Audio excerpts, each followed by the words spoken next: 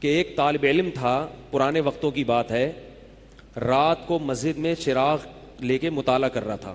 پہلے زمانے میں لائٹ وائٹ تو نہیں ہوتی تھی، گاڑیوں کے سفر نہیں تھے، اونٹوں کے سفر تھے، تو مسافر لوگ بعض دفعہ آ کے مسجدوں میں ٹھہرتے تھے. تو اس نے دیکھا کہ ایک جوان لڑکی ہے، پردے میں ہے لیکن خوبصورت جوان لڑکی، وہ آئی اور اس سے کہنے لگی کہ میں راستہ بھٹک گئی ہوں، مجھے ایک رات مسجد میں گزارنے دے دو. باقی یعنی صحیح تھی، وہ اسی طرح ہوا تو کہیں بھٹک گئی تھی. شہر میں بھی بعض دفعہ لوگ بھول جاتے تھے نا کہ راستہ بھٹک جاتے تھے. اب یہ پریشان تھا کہ میں اس کو رات کو اگر پناہ دیتا ہوں تو مجھے شیطان ورغلائے گا، اور اس لڑکی کو اگر میں پناہ نہیں دیتا تو یہ کہاں جائے گی رات کو، کوئی اور اس کی عزت سے کھیلے گا. تو اس نے بہرحال اس کو ٹھکانہ دے دیا، اس کو کہا کہ آپ ادھر اس طرف جا کے سو جائیں.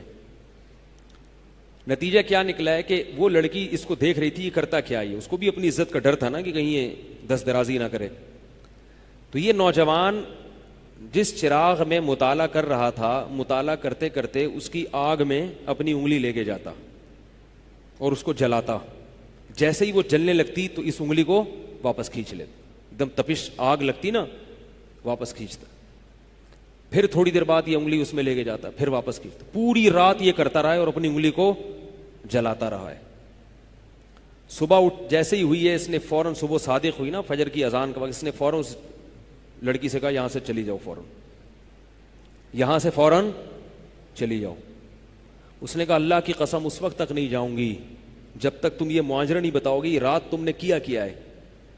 تو کہنے لگا یہ میرا اور اللہ کا معاملہ، میں تمہیں نہیں بتا سکتا. اس نے پھر اللہ کا واسطہ دے کے کہا، اس نے کہا میں جاؤں گی نہیں یہاں سے جب تک بتاؤ گے نہیں.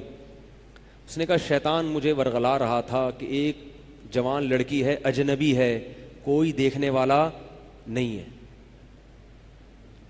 کوئی دیکھنے والا نہیں ہے، تو زنا کر لو اس سے، کوئی دیکھنے والا نہیں ہے.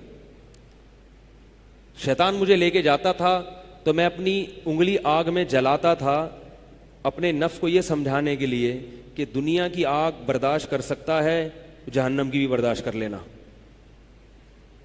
جہنم کی بھی برداشت کر لینا. پھر اور اگر تجھ سے یہ برداشت نہیں ہو رہی تو وہ کیسے برداشت کرے گا. کہہ رہے جب میں آگ میں جلنے لگتا تھا نا تو میری چیخ نکلتی تھی کہ یار یہ نہیں ہو رہی تو وہ کیسے برداشت ہوگی. حدیث میں آتا ہے جہنم کی آگ دنیا کی آگ سے 70 گنا زیادہ گرم ہے، 70 گنا زیادہ گرم. جب نبی صلی اللہ علیہ وسلم نے صحابہ کو یہ بات بتائی، ترمذی کی حدیث ہے کہ صحابہ کے سینے سے رونے کی ایسے آوازیں آنے لگیں جیسے ہانڈی کھولتی ہے، ایسا روئے صحابہ. حالانکہ صحابہ گناہوں سے بچتے تھے، اتنا روئے ہیں کہ سینے کے جیسے ہانڈی کھول رہی ہوتی ہے ایسے ان کے سینے سے رونے کی آوازیں آئی ہیں. اور عرض کیا واللہ انہا لکافیۃ یا رسول اللہ، یا رسول اللہ یہ دنیا کی آگ بہت تھی عذاب دینے کے لیے، اللہ نے اس کو بھی 70 گنا زیادہ گرم کیا ہے. تو اس نے کہا کہ میرے دل میں گناہ کا خیال آتا تھا، میں کیا کرتا تھا، اپنے آپ کو جلاتا تھا. جب چیخ نکلنے لگتی تو اس